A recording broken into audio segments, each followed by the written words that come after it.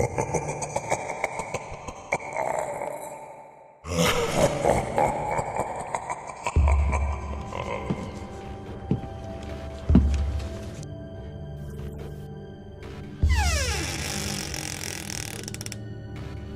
गांव एक घने जंगल के पास था। शाम होने के बाद जो भी इंसान उस घने जंगल की तरफ जाता वो फिर लौटकर नहीं आता था। लोगों का कहना था कि उस घने जंगल में कोई शैतान रहता है जो सभी इंसानों को मारकर खा जाता था। एक बार मनीराम उस जंगल के रास्ते से आ रहा था कि तभी उसने किसी के चीखने की आवाज सुनाई देती है।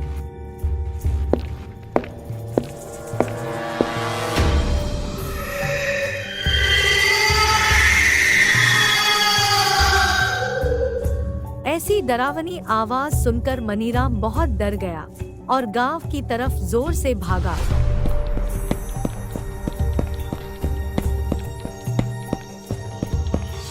गांव के पास आकर उसे डॉक्टर रतन मिला, जो कि मसौली गांव में कुछ दिन पहले ही आया था और फिर मनीराम को पूछता है। अरे भाई मनीराम, इतने डरे हुए क्यों हो? क्या बात हुई? अरे कुछ नहीं डॉक्टर साहब, बस तेज चलने से जरा सांसें फूल गई थी और कुछ नहीं। ऐसा बोलकर मनीराम वहां से तेजी से चला जाता है। उस दिन मनीराम रात भर नहीं सो पाया। पूरी रात वो भयानक आवाज मनीराम के कानों में गूंज रही थी।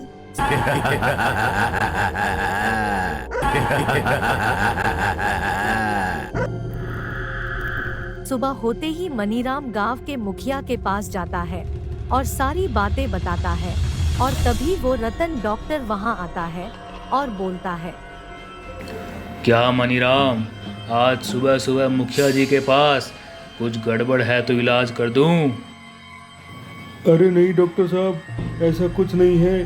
और आप मेरे पीछे क्यों पड़े हो? मैं मुखिया जी के पास कोई दूसरे काम से आया था। फिर रतन और मनीराम वहां से चले जाते हैं।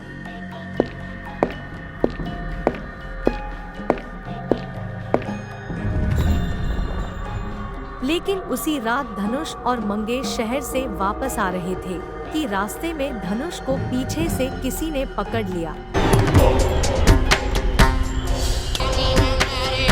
फिर मंगेश को धनुष आता हुआ नहीं दिखा। तभी मंगेश चिल्लाया और गांव की तरफ भागा।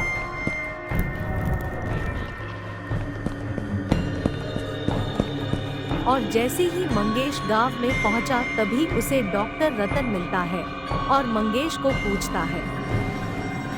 क्या मंगेश, इतना डरे हुए क्यों हो भाई? जैसा कि किसी भूत को देख लिया हो तुमने।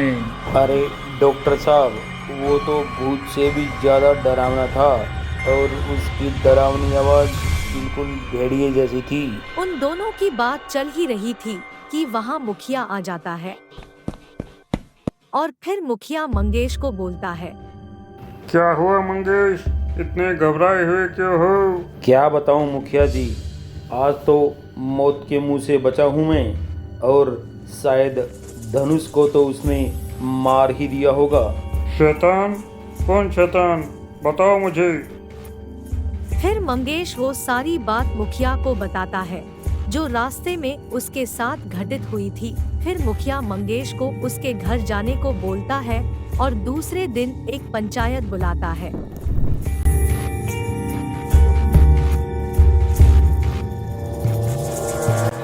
जंगल के रास्ते जो भी आ रहा है वो कहाँ गायब हो रहा है, पता नहीं चल रहा।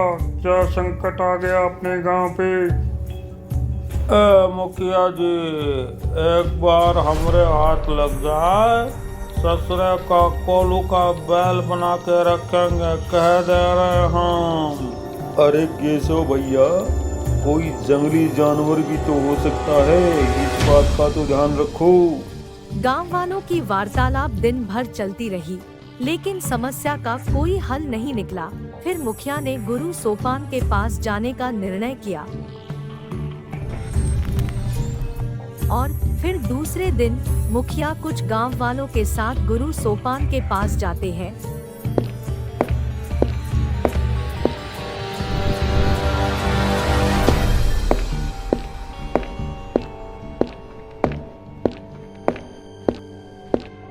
वहां ना पाकर वो इधर उधर देखते हैं। तभी गुरु सोपान वहां प्रकट होते हैं।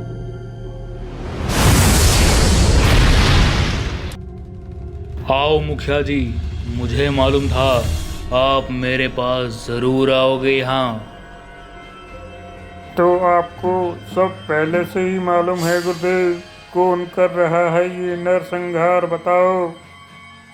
मेरी बात ध्यान से सुनो। अब तुम सब गांव वाले वापस चले जाओ। मुझे मुखिया जी से अकेले में कुछ बात करनी है। गांव वालों के जाने के बाद गुरु सोपान मुखिया को बोलता है। अभी जो मैं तुम्हें बताने जा रहा हूँ वो बात तुम किसी को मत बताना, नहीं तो मैंने जो योजना तैयार की है वो विफल हो जाएगी मुखिया जी। जी गुरुदेव, आप निश्चिंत रहे, आपकी आज्ञा का पालन होगा। मेरा भ्रम मुझे उस शैतान की ओर लेकर जाता है, क्योंकि ऐसा काम सिर्फ वो ही कर सकता है और कोई नहीं। लेकिन मुझे ऐसा भी अनुमान हो रहा है कि वो शैतान तुम गांव वालों के साथ रहकर तुम सभी गांव वालों का शिकार कर रहा है। गुरुदेव, कौन है वो शैतान, बताओ मुझे। वो तुम्हें कल शाम को पता चल जाएगा। जब कल शाम को उस जंगल में जो भी तुम्हें नजर आए वही शैतान होगा, ये समझ लेना मुखिया जी। गुरु सोपान ने अपनी योजना के मुताबिक एक पुतले में जान डालकर उस शैतान को पकड़ने के लिए उस पुतले को जंगल में भेजा। जैसे ही वो पुतला जंगल के रास्ते जाता है, उसके पीछे कोई जाता है। ये सब मुखिया देख रहा था और जब मुखिया ने देखा तो उसकी आंखें फटी की फटी रह गई, क्योंकि वो कोई और नहीं, वो डॉक्टर रतन था।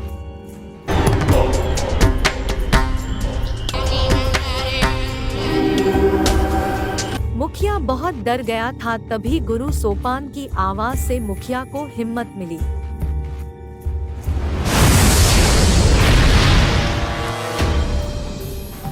मुखिया जी, इस शैतान को मारना बहुत मुश्किल है, क्योंकि इस शैतान ने जिन जिन लोगों को मारा है उनका किसी का भी शरीर जलाया नहीं गया है, जिसके कारण ये सभी लोगों की आत्मा भटक रही है।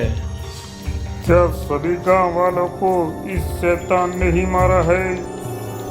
हाँ मुखिया जी, और उन सभी की आत्मा इस शैतान ने अपने वश में कर रखी है। और ये शैतान नहीं बल्कि एक शैतानी भेड़िया है, इसीलिए उन सभी के साथ इसके शैतानी शरीर को भी जलाना होगा, तभी ये शैतान का अंत होगा।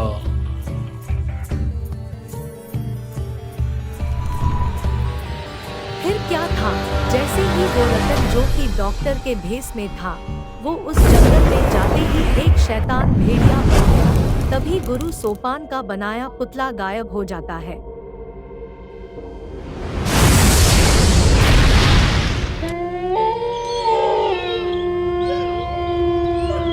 धोखा हुआ है मेरे साथ। धोखा तो तूने दिया है गांव वालों को, उनके बीच रहकर।